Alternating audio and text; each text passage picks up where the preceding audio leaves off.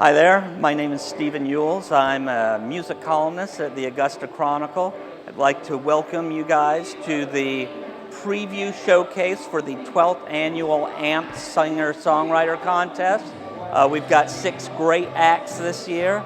Looking forward to hearing them, and we're looking forward to seeing you all at Arts in the Hearts for the finals. Let's start by talking about one of the things that's interesting about you is, there are lots of 15-year-olds that sing. But they are singing what they hear on the radio, right, in the car, whatever. And you are choosing to write your own music. Yeah. Which can be, it's a difficult process. It can be tough. And I wondered what it was about that process of writing, that motivates you to go through sort of the time and effort that it takes to craft a song. Okay, well, it's hard sometimes, but there's a lot of times that it's easy. Like the song I wrote for the contest, Lullaby. I was just sitting on my bed, and, a song popped into my head. It's actually about one of my best friends. She was being abused by her dad. And so I just wanted to write a song that, I could give to her to make her feel better and stuff. And, that people can connect to. That's mostly what I want to do. This band is interesting because it has in about, 200 different permutations, been around for a long time. I mean, people come, people go, people come back. Yes, sir. Some people stay, some people leave. But there's always sort of, and although there is some adjustment in the sound when new people come and go, there's always been sort of a continuity of spirit with the Vellotones. A chemistry. And I wondered if you feel like that is sort of the secret ingredient of this band. Yes. I think the secret is... Oh, here it is.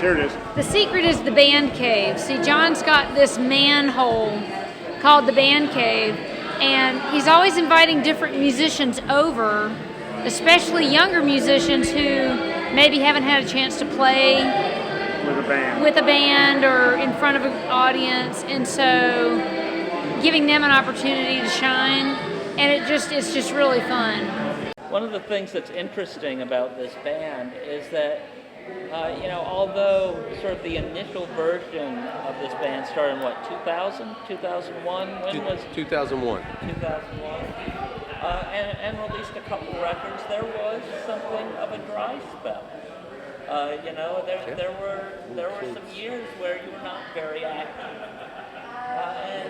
And I wondered what it was that sort of inspired you to put a band together as a band, record an album, start playing shows, sort of get back on the wagon. Okay. Or fall off the wagon, depending on I got you. Yeah. Well, one of the things was that Uhles, I had a side band, if you will. Because of the 3 children. Yeah, because of the 3 children. That helped bring that about a little easier, I guess. Had that going on for 3 solid years, and so when you're juggling 2 bands and you've got 3 kids and everything else in life, it just Legends took a back seat for a while. I mean, Legends for many years was the 2 of us, and then now I've got a band with 6 guys in it. I'd never been in a band with 6 guys in it. So there's. There's 5. No, I'm talking about Uhles and why that lull in time. So there was 3 years that Uhles were going kind of strong, families kind of young, and so that was it wasn't like you dropped off. Well, I kept playing music, but I kind of switched gears with a different band for a good part of that. That brings up a good question. I mean, is that important to you as musicians, that these songs that you're writing are adaptable? I read an interview once, and it was with a guy who's in a very loud, very noisy band, and he said that every song he wrote was on a crappy acoustic guitar in his bedroom, because if it sounded good there, then you could make anything out of it, right? I mean, is that sort of what the tack that you take? Not that you're playing on a crappy acoustic guitar in your bedroom, but that you have to write songs that are adaptable, that will work in a variety of ways. Yeah, I guess so far it's been a matter of playing something in my room or at my home, and if it sounds halfway decent with me singing it, I know it's going to sound pretty good with her singing it. So Don't let him fool you, though. He has a producer mind. He hears all the instruments. He hears the drums. He sees the stage. He sees the concert. So he's very adaptable in his writing. One of the things that's interesting about this band is that it is a band that was designed to put the players sort of outside their comfort zone. You've spent years as a drummer and decided that you would sing and play guitar. You guys are doing things that are sort of outside of the loud rock band area.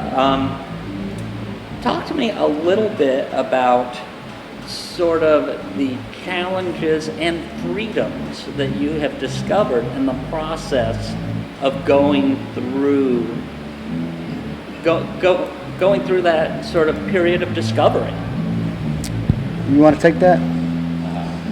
Well, sure. I'll get it started here. I think one of the big realizations is that, when you go outside of your comfort zone, it's kind of like learning to ride a bicycle again in a way. So you obviously, a lot of us have been playing music for a long time, but now that we're going outside of our comfort zone, the challenge is to be able to do it convincingly and, with confidence. Myself, I haven't had a lot of experience singing lead vocal on anything, so that's new for me. And in addition, learning to harmonize vocally is what I've been working on, and these other guys are trying new things too. All right, well, let's start by talking a little bit about this idea of constructing a musical persona. I mean, the easy thing to do is write some songs and put a band together, and you just go up as Bill and sing the song. But what you have decided to make something of a show out of it. Well, I'm not I don't consider myself to be a good musician, and I don't consider myself to be a good vocalist. So you got a problem if you want to do music and you're neither one of those. I've always been kind of intrigued by the redneck characters.